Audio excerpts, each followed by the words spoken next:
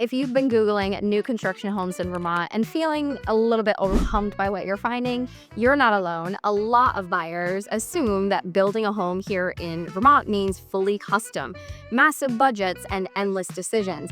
But that's not exactly how most new construction works in Vermont, especially in and around the Chittenden County market where I service. Today, I'm walking you through the process of what's out there for new construction homes in Vermont. We're going to focus on real costs, real timelines, the process.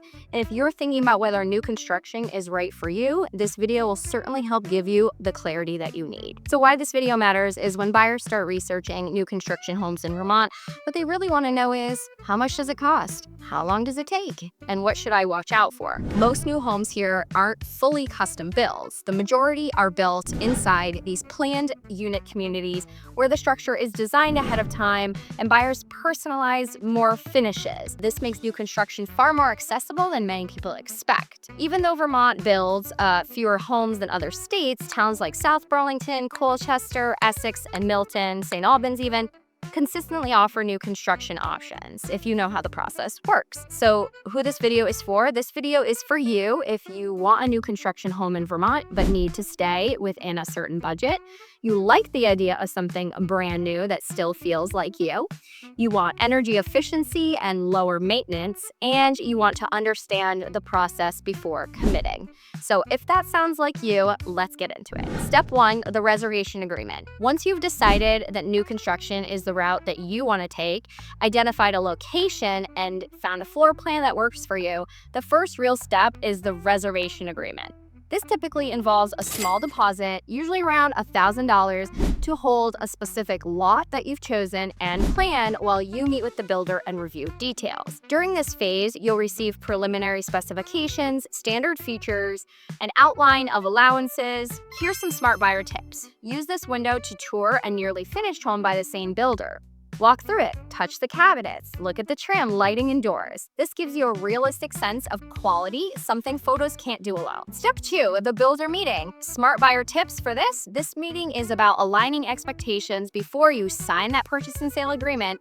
Start with the exterior. Ask what siding materials and colors are standard, what type of roof is being installed, and how long the warranty lasts, and which window brand the builder uses, especially energy ratings, which matter a lot in Vermont. Confirm insulation levels, garage details, driveway finishes, and what landscaping is included versus added later. Then move inside to the home. This is where allowances come into play.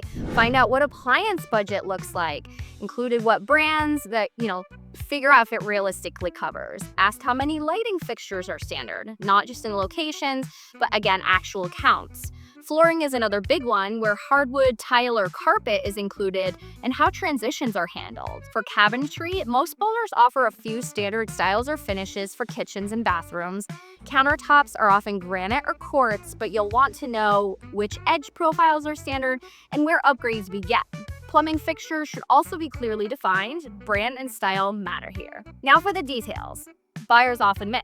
Ask whether closets or wire or wood and whether shelving is adjustable. Check if the mudroom includes hooks or built-ins. Confirm whether shower and glass enclosures are included or considered upgrades. Under cabinet lighting, maybe, and soft close hardware may sound small, but they do affect everyday living. You'll also want clarity around electrical, how many outlets per room, where the lights are, and what flexibility exists. In the garage, ask about insulation and heater for the garage. In the basement, confirm egress windows, bath rough-ins, and prep for future finishing. And yes, always confirm whether air conditioning is included or just roughed in. Finally, review exterior rules and association guidelines. Is the driveway paved or gravel? Are walkways concrete or pavers? Will the lawn be seeded? Are trees included? And then, of course, there's the HOA rules that could limit exterior changes down the road. All right, step 3, the purchase and sale agreement. So once everything is aligned, you'll move into the purchase and sale agreement. This locks in your price, the lot, the floor plan, and the full specification list. Your earnest money replaces the reservation deposit, and you'll receive a selection schedule with deadlines and a change order policy. Here's a key tip for this phase. Change orders are possible, but timing matters. After framing structural changes, they're rarely allowed. After rough-ins, moving plumbing or walls becomes very expensive very quickly. Step 4, making a new construction home feel like yours. So this is where it gets a little bit fun. You start to become part of the decision-making process. Exterior choices are typically limited to maintain a cohesive neighborhood look. Siding colors, trim, and front door options. Some communities allow porch variations, but everything must align with kind of the association standards. Most new construction communities in Vermont offer 3 to 5 floor plans, often ranches, colonials, townhomes, or single-level carriage homes. Some include the first floor bedroom, others don't. Inside, again, is where personalization happens. Flooring options range from hardwoods to luxury vinyl, tile, and carpet. You'll select wall colors if you want to get some extra paint, hardware finishes, and lighting packages. Some builders allow minor layout tweaks if discussed early, like adding a pantry or pre-finishing a basement. Okay, step 5, the new construction timeline. So what happens when construction begins with excavation, footings, and a poured foundation, followed by waterproofing. Framing comes next, and this is where you can physically walk through the home and start to understand the layout. Roofing follows, then roughings for electrical, plumbing, and your HVAC system, your heating. After insulation and air sealing, drywall goes up. Finishes follow, your trim, cabinets, flooring, paint, fixtures, and appliances, and final cleaning. Exterior work wraps off last with grading, walkways, driveway finishing, lawn seating, often depending on the season. So this is where having professionals who understand new construction homes in Vermont make a difference. Issues caught early can save you time, but most importantly, money. Step 6, costs, financing, warranty. Most communities publish base prices with potential lot premiums.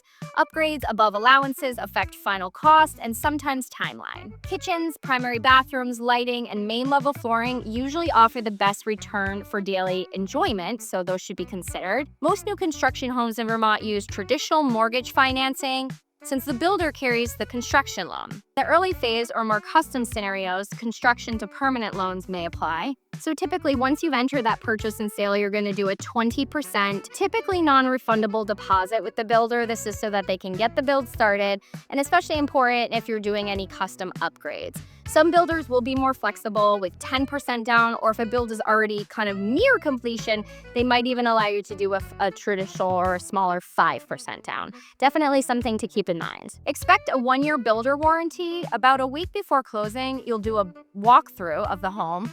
I'll be there with you to note paint, touch-ups, cabinet adjustments, door alignments, and appliance issues. We'll keep a list, of course, running through for seasonal adjustments. HOAs are usually developer managed early and transition to homeowner control once enough units sell.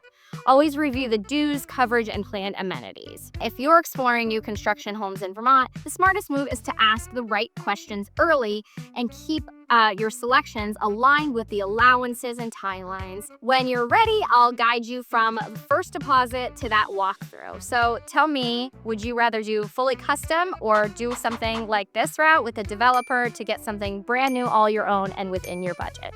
Let me know in the comments.